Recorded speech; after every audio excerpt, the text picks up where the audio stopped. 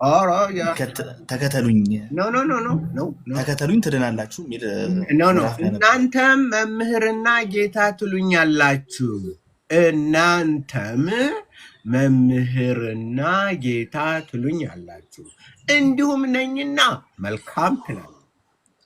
እንግዲህ እኔ ጌታና መምህር ስሆን እግራችሁን ካጠምኩ እናንተስ ሲል ይጠይቃቸዋል። ይሄ ዮሐንስ ወንጌል 13 ያንን እሱ እንደውም በመጨረሻው ምንድን ነው ጸንቶ ለሚኖር በመጨረሻው አምላክ ሆነዋለሁ ይላል ኢየሱስ ይላል። አመጣልሃለሁ አንድ ቦታ ይቅርታ አሁን ያነሱልኝ ጌታ ትሉኛላችሁ እናንተ መምህርና ጌታ ትሉኛላችሁ እንዲሁ ነኝና መልካም ትላላችሁ የሚለው ላይ ዮሴፍም ጌታ ነው ማለት ነው። ዮሴፍም ተሹሟል፣ የጌትነት ማዕረግ ተሰጥቶታልና ራሱ መጽሐፍ ቅዱስ ላይ ያለና ይያዛል። ይሄ የሹመት ነው ብዬ ነው የማስበው። ምክንያቱም ዮሴፍም ስለተሰጠው ማለት ነው። ይሄ እኮ ነው አንተ ይሄ ነው የእናንተ አሁን እኮ ቅድም ያነበብኩልም ማስጠንቀቂያ እንደዚህ ነው። መጽሐፍ ቅዱስ ሲናገር ምንድነው ጥቂት በዚህ ጥቂት በዛ ነው። ዝም ብሎ ግን አሁን አንተ አይሰጀስስ ይባላል በግሪክ። አይሰጀስስ ማለት አንተ የምትፈልገውን መጽሐፍ ቅዱስ ውስጥ አምጥተህ ማስገባት የራስህን ሐሳብ። ኤክስጂሰስ ነው ብዙን ጊዜ እኛ የምንሰራው ኤክስጂሰስ። እኔ አሁን ማጠናው ሁልጊዜ በኤክስጂሰስ ነው። ከራሱ አውጥቼ ራሱ ነው የምረዳው፣ ከራሱ ውስጥ ነው። አሁን አንተ ላልከው እሺ ላምጣልህና ይህን አንተ ያልከውን እንትን የሚል የሚያፈርስ 17 14 ይሄ በቃ አረበኛው ራሱ ረብል አርባብ ነው የሚለው እንትን ማለት ሰይድ ምናምን የምንለው የዝቅ ያለ እንትን አይደለም። ይሄ ምንድን ነው 14 እነዚህ በጉን ይወጋሉ፣ በጉም የጌቶች ጌታና የነገስታት ንጉሥ ስለሆነ እነርሱን ድል ይነሳል። ከእርሱ ጋር ያሉ የተመረጡና የተጠሩና የተመረጡ የታመኑ ደግሞ ድል ይነሳሉ ይላል። ይሄው እሱ ነው እንትን የሚለው። ስለዚህ ያነ ነው። በጣም ጥሩ። ይህን ይመስላል። ማነው እንትን ሳትል ሄድክሳ ጊዜ ሳልሰጠው ቀረው። መልሰህ ጠይቅ ጋሼ።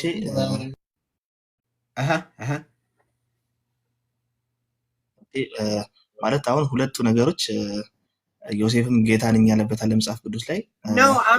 ኢየሱስ ክርስቶስም ይሄ ጌታ ማለት እኮ በአረበኛ ላምጣልህ፣ በአረበኛ ላስነበብልህ። ቆይ ረጋ በል። ይሄ ጌታ የሚባለው ተውትና አይደለም። እኔ የምነግርህ የጌቶች ጌታ ማለት ምን ማለት ነው? ቆይስ የጌቶች ጌታ ማለት ይሄ ሹመትም ሊሆን ይችላል። አንድ ሰው አለቃ ሲሆን ጌታ እንደሚባለው ነው ኢየሱስ ክርስቶስ አይደለም። ያንኛው ለምሳሌ ምንድን ነው የምንለው? ረብ ካልክ አሁን አረበኛ ረብ ካልክ ምን ማለት ነው? ለሰው ይሆናል። ረብል አርባብ ካልክ ለሰው ትችላለህ፣ ለሰው ትጠቀመዋለህን? አንተ ልጠይቅህና በቁርአን ላይ ረብል አርባብ ብሎ ካለ ሰው ነው ትላለህ ማለት እንዲገዛ ሹመት የተሰጠው ነው ወይስ የአምላካዊ ሹመት ነው? አምላክ መሆኑን ነው የሚያሳየው። አሁን እኮ ጋሼ ማለት ሁለት ነገሮች በአንድ መጽሐፍ ላይ ሁለት ነገሮች የተጠቀሱት። ዮሴፍም ጌታ ነኝ ካለ ኢየሱስ ክርስቶስም ጌታ ነኝ ብሏል። እኔ አሁን የጠየቅኩት ኢየሱስ ክርስቶስ በማያሻማ መልኩ ማለት ነው ኢየሱስ ክርስቶስ እኔ ጌታ ነኝ እኔን ተገዙኝ ነው እንደዛ አይነትማ ለእናንተ ይኸውልህ هؤلاء سيحاربون الخروف والخروف يغلبهم لأنه رب الأرباب وملك الملوك والذين معه مدعوون ومختارون ومؤمنون ነው ረብ الأرباب ነው። አንተ ከምትፈልገውን የማለት መብት የተጠበቀ ነው። እውነታውን ግን አይቀይረውም። እውነታውን አይቀይረውም። ስለዚህ ጋሼ አሁን እኮ እውነት ነው። ቆይ አንተ የምትለው አንተ ፎርስ የምታደርገው ምንድን ነው? ኖ ኢየሱስ ያ ጌታ ምን ሹመት ነው? የኢየሱስ ሹመት እስኪ ንገረኝ። ምን ሹመት ነው? የነብይነት ዮሴፍ እንደተሰጠ ሁሉ ነብይነትማ ነብይነት አለው አይደል እንዴ? ነብይ አይደለ እንዴ? ኢየሱስ እኮ ነብይ ነው። የራሱ የግሉ አንዱ መጠሪያው ነብይ ነው እንዴ። ስለዚህ ኢየሱስ ክርስቶስ ነብይ ነው ማለት ነው፣ ፈጣሪ አይደለም። ፈጣሪ ሁሉን ያውቃል። ፈጣሪ እኮ ሁሉን ነው የሚያውቅ አይደለ? ነብይ ነው እኮ እግዚአብሔር። ትንቢት ለነቢያት የሚሰጠው ከእግዚአብሔር ነው የሚሰጠው አይደለም እንዴ? ለነቢያት ነብይ ብለህ ለምትለው የሚሰጠው ማን ነው? ነብይ የሚያረጋቸው ማን ነው? ስለዚህ ከኢየሱስ ትንቢት ተቀብሏል ማለት ነው። ረጋበል ነብይ የሚያረጋቸው ማን ነው? ነብይነት የሚያረገው ነብይ የሚያረገው ማን ነው?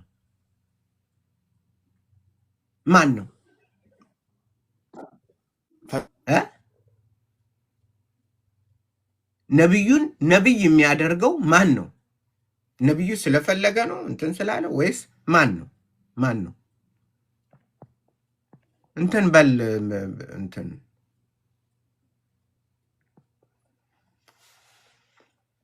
ወንድሜ ቀጣይ ላንተ ሰጣለሁ። አሁን እንትን ማን ነው? ወደ ዕብራውያን ቀጣይ ላንተ ሰጣለሁ እና ነብይን ነብይ የሚያደርገው ማን ነው? ኔትወርክ እንትን ብሎ ነበረ።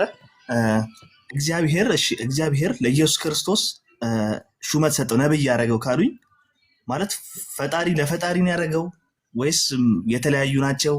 እንደሱ አይደለም። ጥያቄ ስጠይቅ ግልጽ ነገር የለውም።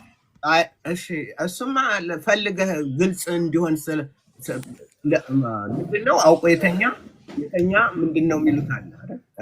አውቆ የተኛ አይሰማም። እና አንተ የምትፈልገው ይህንን ነው። ኢየሱስ ነብይ፣ ኢየሱስ ማለት ስማ ሁሉ በሁሉ ነው። ኢየሱስ ሁሉ በሁሉ ነው። ነብይ ነው። የነገስታት ንጉስ ነው። የጌቶች ጌታ ነው። በሰማያት ያለፈ የእግዚአብሔር ልጅ ትልቅ ሊቀ ካህን ስላለን ሊቀ ካህን ነው። ሁሉ በሁሉ ነው ጌታ። በቃ ሁሉ ነው። ሁሉ ሌሎች የሰጠውን ባህሪ እሱ ሊኖረው አይችልም ማለት አንችልም። ሁሉ እኮ ጋሼ ጥያቄ እኔ ማለት የሚጋጩ ነገሮች በጣም አሉና ኢየሱስ ክርስቶስ ምድር ላይም እያለ ጸሎት የሚያደርግ ነበረ። አሁን እንዳሉኝ ደግሞ እርሶ እግዚአብሔር ለኢየሱስ ክርስቶስ ሹመት ሰጠው አሉኝ። ማለት የፈለገውን ማድረግ ይችላል። ስለዚህ ለኢየሱስ ክርስቶስ ሹመት ሰጠው አሉኝ። ለሌላ እንትን እላለሁ፣ ለሌላ ሰጣለሁ፣ ለሌላ ክፍል። ወንድሜ እንደምን አለ? አንደና መጣ። ጌታ ኢየሱስ ዘመኑን አብዝቶ ይባርክ። በእውነት በጣም ደስ ይለኛል። ሁልጊዜ እከታተሎታለሁ። የመግባት እድሉን አላገኝም። ነገር ግን ሼር ዲዩት እና ላይክ እንዲሁም ደግሞ በማዳመጥ ሁሌ ነው የምሳተፈው። ትምህርቶትን እጅግ በጣም ስር የሰደደ ትምህርት ነውና በጣም ደስ ይላል። በእውነት ያው እከታተሎታለሁ። አንድ ሰው እንግዲህ እውነታውን ሲያገኝ ነው ያው ኢየሱስ ክርስቶስን የምንከተለው። ቃል ስጋ ሆነ ጸጋና እውነትም ተሞልቶ በእኛ አደረ አይደለም የሚለው። ስለዚህ እውነቱንና ጸጋውን አይተን ነው የምንከተለው። ስለዚህ ጸጋም ደግሞ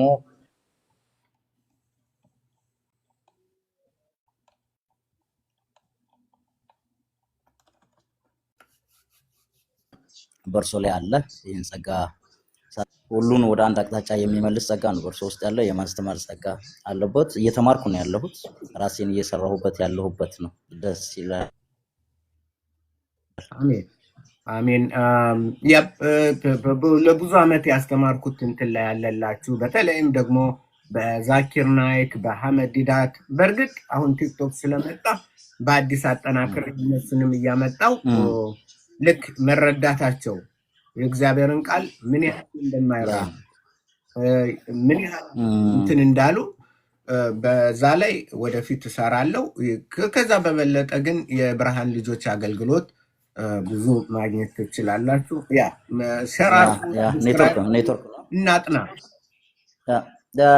ስፔሻሊ ስፔሻሊ ኢቫንጀሊካል ሙስሊም ላይ ያሉ ነገሮችን ሼር ብታደርግልኝ በውስጥ መስመር ላወራ እችላለሁና ጥሩ ጥሩ ጥሩ እንትን ማለት እንችላለን። የእርሶን አድራሻ ላገኝ ስለማልችል ከኔ ወደ ዕብራውያን ከምለው እንትን ላይ ወስዶ እንትን ማድረግ ይችላል። እንትን ስለማአውን እንትን ገብቼ እልክልሃለሁ እንትን ኢንፎርሜሽን። በቃ በተረፈ መስመሩን ለቃለሁ፣ ሌላ ሰው ይማርበት። እኔ ከውጭ ሆኜ አዳምጣለሁ። እሺ፣ እግዚአብሔር ይባርክህ። እሺ፣ ታንክ ዩ። አሜን አሜን። ያ እህቴ ደብራ እንደምን አለሽ?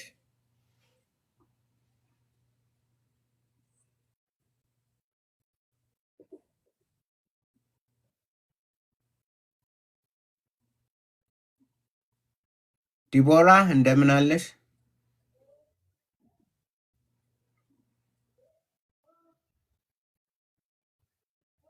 ኦኬ ንጉሴ ጤና ይስጥልኝ። ጤና ይስጥልኝ። እንደምን አለ? ሰላም እግዚአብሔር ይመስገን። መጠየቅ እችላለሁ? ያ ጥያቄ መጠየቅ ይችላል። እሺ፣ ይቅርታ ድምፅ አለ ያለውበት ቦታ ያው እንዳረብሽ ብቻ። በመጽሐፍ ቅዱስ አስተምሮት ስለ ገነት ሰው ከሞተ በኋላ እንዴት ነው ነፍሱ በምን ሁኔታ ነው የምትለው? ከሞትም በኋላ ከስጋችን ተላቃ ወዴት ነው የምትሄደው? ወደ ምድር ነው? ወደ ሰማይ ነው? ከዛስ ገነት በምን አይነት ሁኔታ ነው የምታርፈው? ወይ ገሃነም ከሆነ ቅጣታቸውስ? በገነት ላይ ያለው ተላስ እንዴት ነው የሚገለጸው? ኦኬ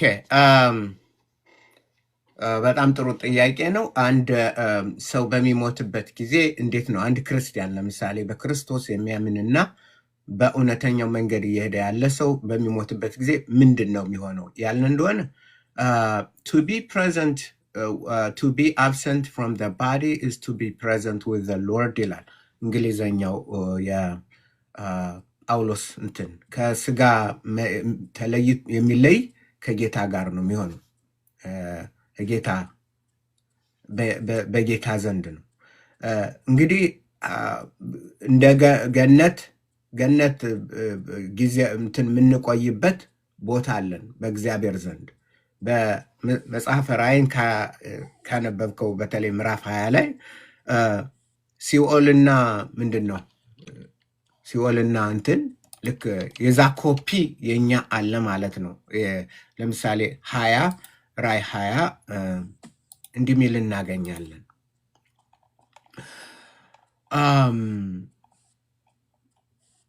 በዙፋኖችንም አየው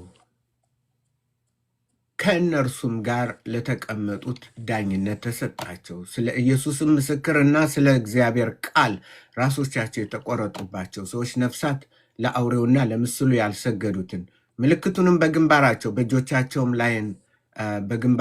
በእጆቻቸውም ላይ ያልተቀበሉትን አየው። ከክርስቶስም ጋር 1000 ዓመት ኖሩና ነገሱ። የሚሉት የ1000 ዓመት እያሉ ሰዎች ግራ የሚጋቡበት ነው። 1000 ዓመት ከእንግዲህ ወዲህ እንኳን መጦ የሚነግሰው የለም፣ እኛ ጋር ነው ያለው እና ወደ ሙታንንም ታናናሽና ታላላቆችን በዙፋንም ፊት ቆመው አየው። መጽሐፍም ተከፈተ፣ ሌላም መጽሐፍ ተከፈተ፣ እርሱም የሕይወት መጽሐፍ ነው። ሙታንም በመጽሐፍ ተጽፈው እንደነበረ እንደ ስራቸው መጠን ተከፈሉ። ባህርም በእርሱም ውስጥ ያሉትን ሙታንን ሰጠ። ሞትና ሲኦልም በእነርሱ ዘንድ ያሉትን ሙታን ሰጡ ይላል። ሞትና ሲኦል መጨረሻው ሲሆን ማለት ነው። ብዙዎች በሞትና በሲኦል ውስጥ ይኖራሉ ማለት ነው። መጨረሻ ግን ይሰጣሉ። እያንዳንዱም እንደ ስራው መጠን ተከፈለ። ሞትና ሲኦልም በእሳት ባህር ውስጥ ተጣሉ ይላል። this is the last stage ወደ እሳት ባህር ሲኦልና በሞት ያለው ወደ ምን እንትን ይላል? ወደ እሳት ባህር ይጣላል። እነዚህ አሁን ጌታ ኢየሱስ በተሰቀለበት ጊዜ 2 ወንበዴዎች አብረው ተሰቀሉ። አንዱ በቀኝ አንዱ በግራ።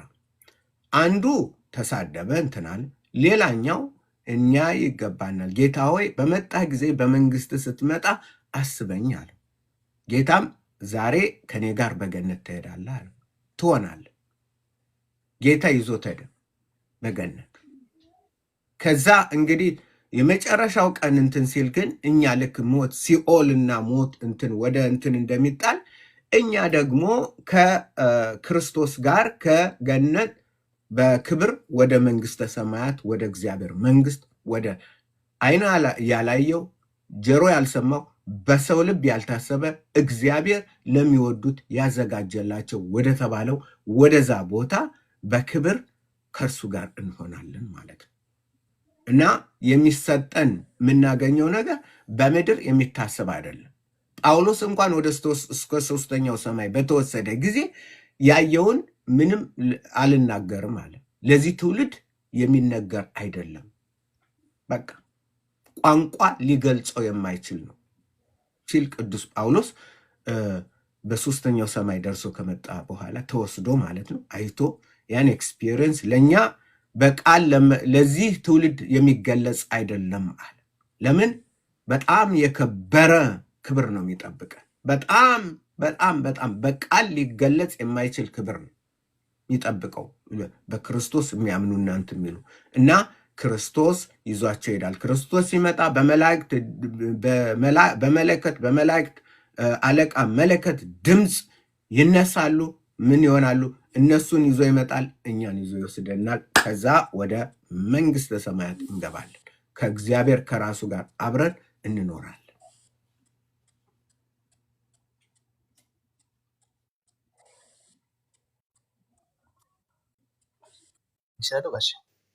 አቤት